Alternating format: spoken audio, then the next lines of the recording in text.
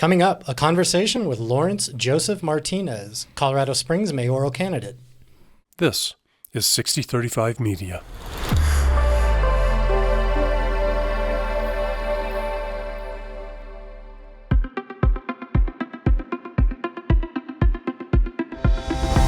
Casting an informed vote is your right and your duty as a citizen. I'm Bryan Grossman, executive editor of Sixty35. And I'm Julie Ott, communications lead for the League of Women Voters of the Pikes Peak Region. We're teaming up to bring you conversations with the candidates in the April 2023 Colorado Springs city election. So this interview is both an episode of the new Sixty35 Vote podcast and the League's Making Democracy Work podcast. Let's get to it. Welcome to Lawrence, and thank you for being with us today. Thank you for having me here today. Yes. Can you take a couple of minutes and tell our listeners and viewers about yourself and why you are running for office? Okay, about myself, I've been living here for 38 years. I've been quite involved with the community itself through the El Pomar Foundation. 18 years now, working with them, doing different projects, listening to nonprofits on what they need to help them to move forward in Colorado Springs. My children grew up here. They're all natives, except now I've only got one left, and the rest have moved out of town. So why do I want to run for mayor? We need an equalization within the community itself. We don't seem to have representation as though the developers do when they make large contributions. It seems only certain people get to whisper into the ear of the mayor. We have to make sure he hears all voices, not just one. Thank you. All right, let's get into some specific questions. Lawrence, where do you stand on the 128% water rule for extending water and other utilities to flagpole annexed developments? You know, I believe that is a good rule, 128 years, but we need to take a look at that every 3 to 4 years to see if we're going to be able to sustain the water that's needed for development. We need to work with developers to let them know they need to also look for an access for water.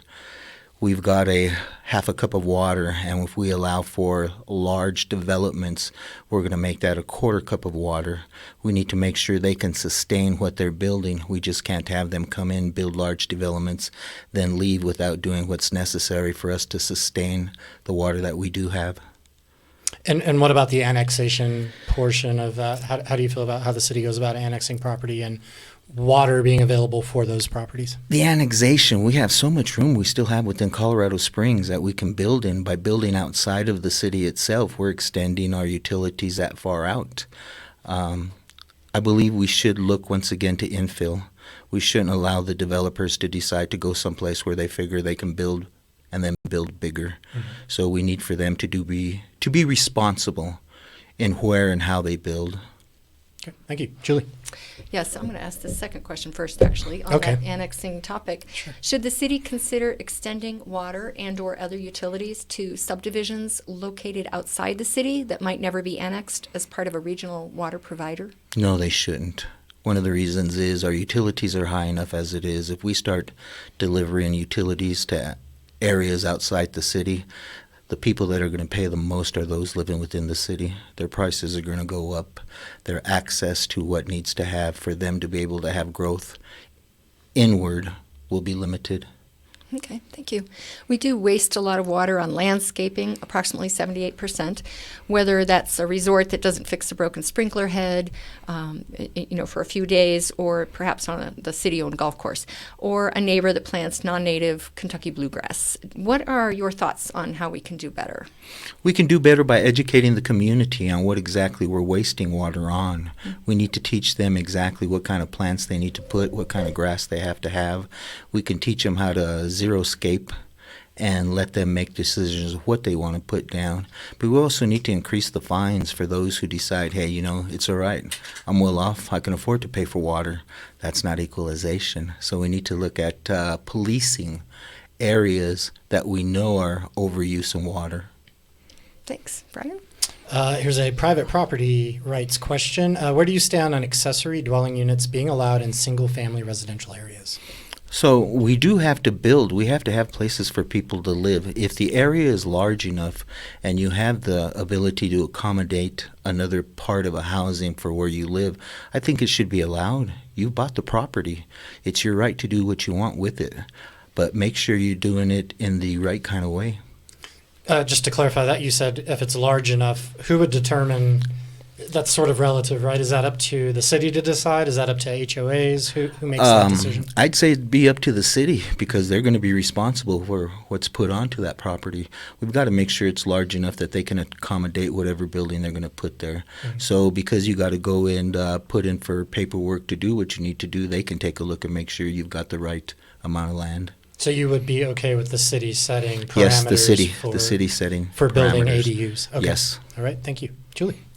Along residential type of questions, whether someone is homeless because of choice or perhaps not choice, addiction, PTSD, or having just left home for whatever reason, we, along with the rest of the county, do have homelessness issues. And how would you address that issue?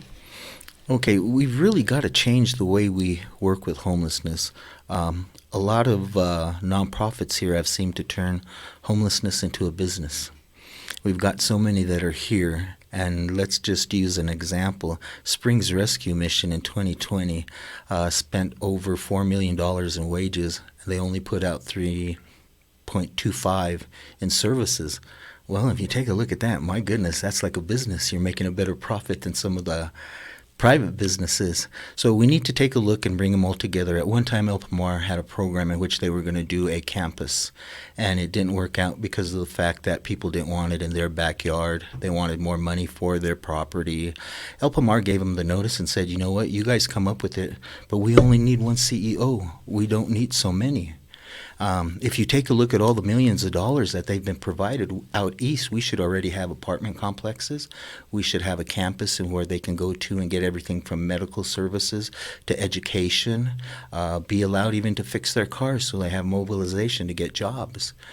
We really need to look again, once again at it. Who is doing a good job, who isn't doing a good job, and redirect the money to those who are doing a good job. All right. Can I follow up on that one? Absolutely. Do you have examples of ones doing a good job? You mentioned Springs Rescue Mission maybe not meeting your expectations. What? There are. I would say the Merriam Soup Kitchen is one that does a good job. I mean, they go out of their way to make sure they feed those who need to be fed, clothe those who need to be clothed. They work with families. They work with single mothers. Right there, they've also got a little medical center that they're able to take a look. As for myself, and I don't know about the other candidates, but I go down to the Merriam Soup Kitchen and have lunch probably once every 2 weeks and sit down to see what they're doing, how things are going, and just listen. Springs Rescue Mission, I've been there before for dinner. I've sat in the camps with the homeless. I've gone to the park across the street from the Merriam Soup Kitchen to find out what's going on, who really wants services and who doesn't. So we need to take a look at everybody individually, but we also have to tell them, you know what? We're going to give you what you need, the tools, but we can't keep giving it to you again and again and again. We also need to make sure the nonprofits are talking with each other what they're doing for the same person. You've got a person who can go to multiple different agencies and receive the benefits from them without them knowing that they've already been given benefits from another location. So we need to centralize that as well. Okay. This question has to do with public safety. Colorado Springs Police Department is short dozens and dozens of officers, anywhere from 50 to 100, depending on time of year and which study you look at, but about 70 to 100 officers below authorized strength. This is while homicides are breaking records, traffic crashes are breaking records. What do we do about public safety and our police department particularly? I think we need to reinvent our police department. We need to start speaking with the officers themselves and find out exactly the reason why some are quitting or moving on to different agencies. I myself have probably ridden over 1,000 hours on patrol through the sheriff's office. I patrolled in Denver, District 6, Santa Clara, California. I've been invited to Texas to patrol with them. I've taken a look at what it takes to keep officers working in the job and how to recruit other ones. We need to do more than just a nationwide and sending out emails to say, hey, would you like to join? We need to personally go out to these different cities and states, have regular meetings with them, let them know what we can benefit them here. We need to look at the benefits for the officers as well, too. We really got to kick that up. El Paso County and the city is becoming so expensive to live. So many officers don't get pay until they're, or should I say better pay, till they've been on the job a year or two. So we need to increase that. We need to offer stipends to these officers as well, too. We need to take a look at what we're going to do in case of a situation in which we have to represent an officer in court. We need to make sure their training is correct. We had a question just the other day on how to train officers for all the riots that we're having.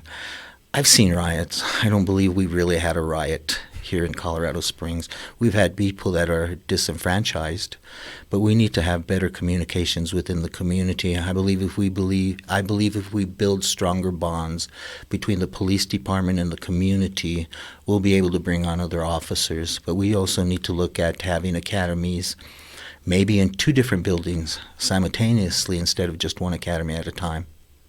And just to clarify, you said you've patrolled over 1,000 hours. Is that in a ride-along capacity? Is that what you Ride mean by along, that was in the vehicle. Yeah. Yes. Okay. Not as an officer. You weren't Not a as police an officer. Okay. No, I helped with Spanish services. Got it. I've had mental health training. Mm-hmm. Okay. All right. Thank you.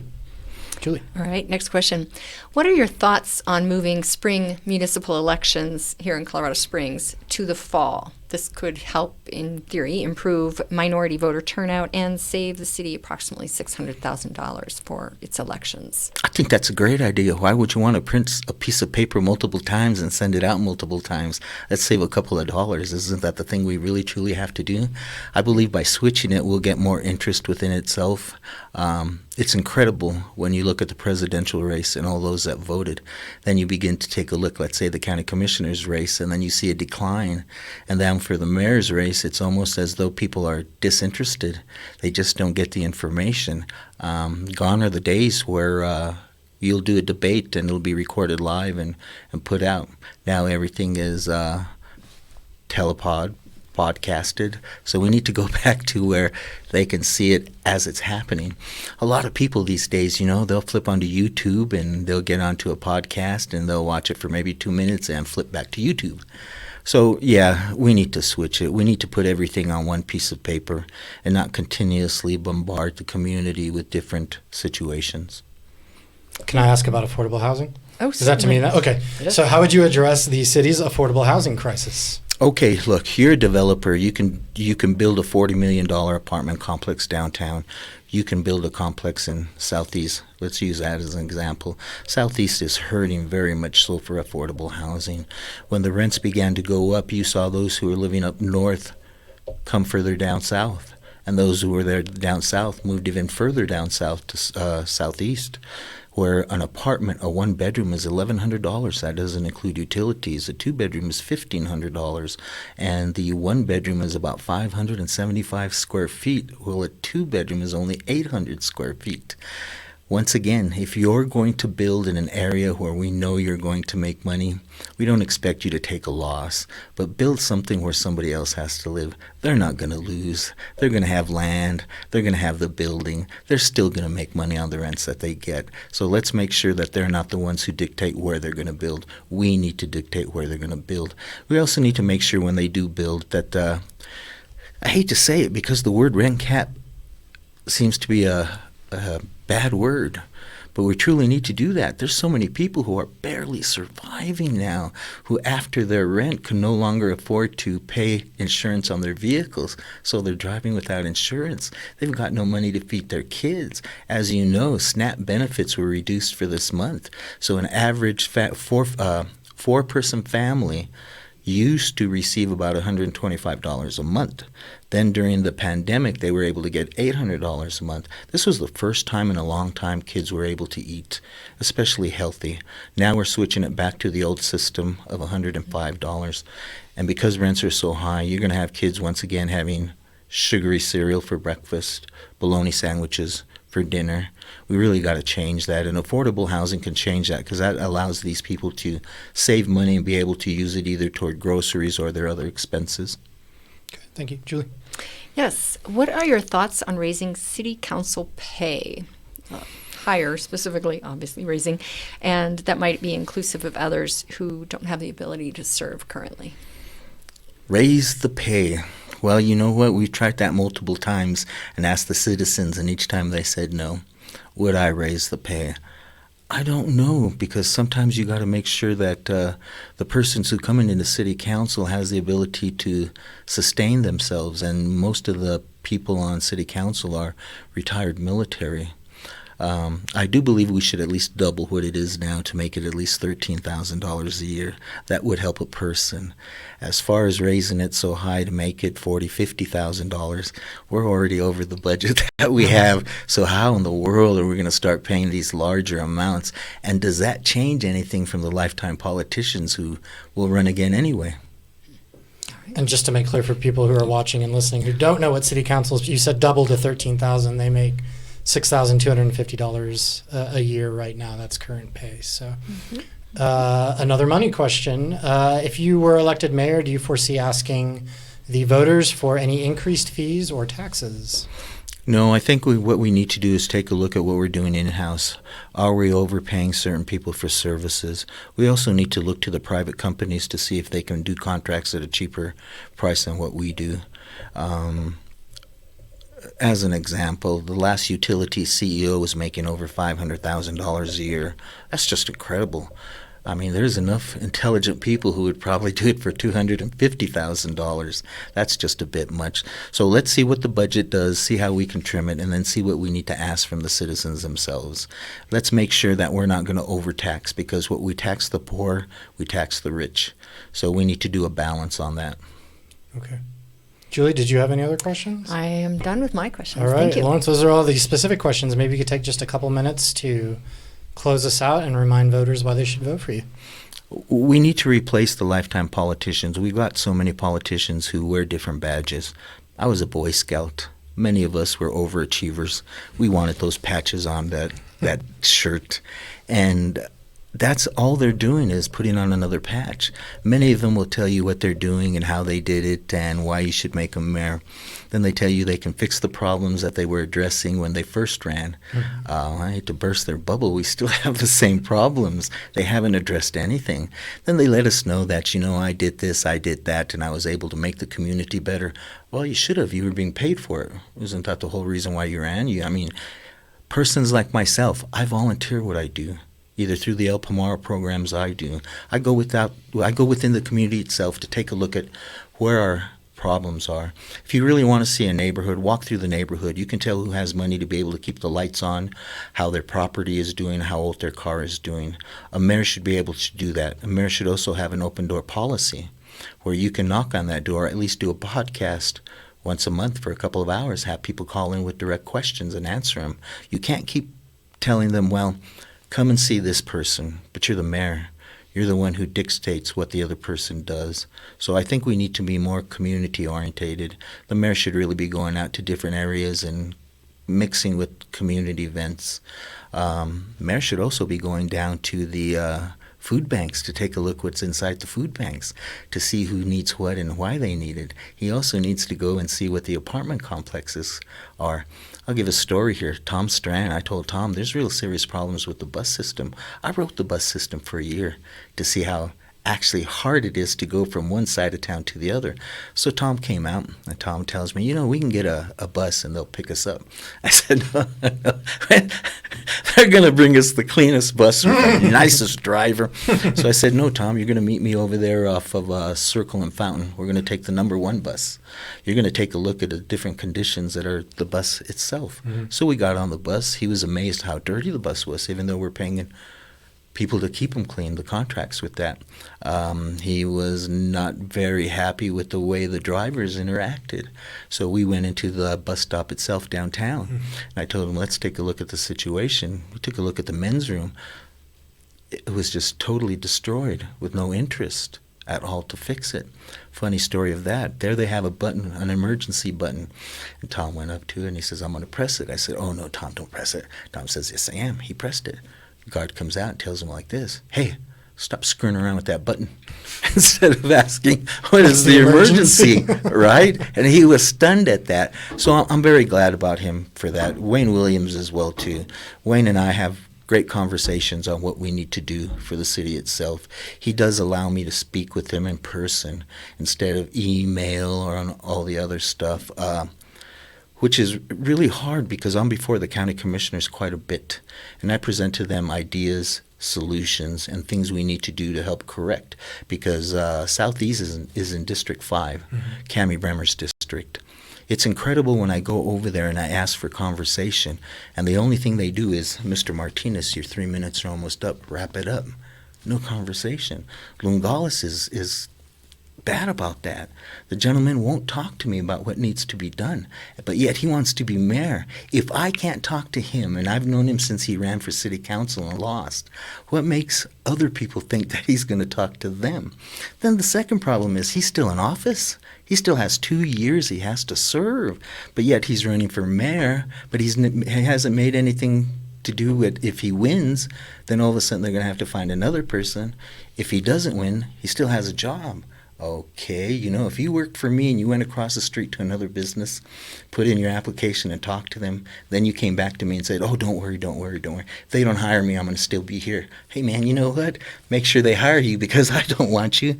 His voters, he's leaving them just out in the cold. And I don't see that's right. You really should fulfill what you wanted to do and what you told the voters you were going to do. So fulfill your term. Make sure they're taken care of. All right. Thank you, Lawrence. And you've been watching or listening to a joint podcast effort by Sixty35 Media and the League of Women Voters of the Pikes Peak Region. Be sure to follow Making Democracy Work podcast and check out LWVPPR for more information on our candidate forums in March. And be sure to check in with Sixty35 Vote to make sure your vote is an informed one. This podcast is produced and directed by Dave Gardner. I'm Bryan Grossman, Executive Editor. And I'm Julie Ott with the League of Women Voters of the Pikes Peak Region. See you next time.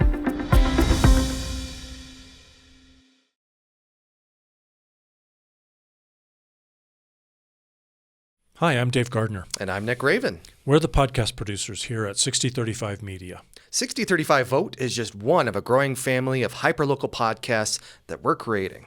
And these are for you, someone who wants to engage fully in your community. We've got the 6035, which is a quick, lively recap of the top news stories of the week. It's my favorite. It's really great and often funny. I love having you as a guest, actually. I do too. And then we have Hot Takes and Streaming Breaks, which is a potpourri of news and commentary about movies, gaming, TV streaming, and just so much more. It's for the youthful at heart, and that could be anyone, really. Yeah, I'm surprised I even really enjoy it because Nick hosts that, and he's witty. Well, and the cool thing is that you can watch both of these podcasts on YouTube. Or you can listen to them on the go in your favorite podcast app. And there's a couple more, but you can also visit 6035media.org/podcast to see them, browse them, sample them. And then subscribe to the ones that you like. And then subscribe to this YouTube channel. Yeah. And if you really love it all, like we do, you can just subscribe to the 6035 Podcast Network podcast, which is a conglomeration of all the episodes, all the brilliance and humor that emanates from the studio. Absolutely. And there's a lot of it. So like and subscribe today and go listen to them all or watch them. What he said. Good. Thanks. Got it? That wasn't so painful.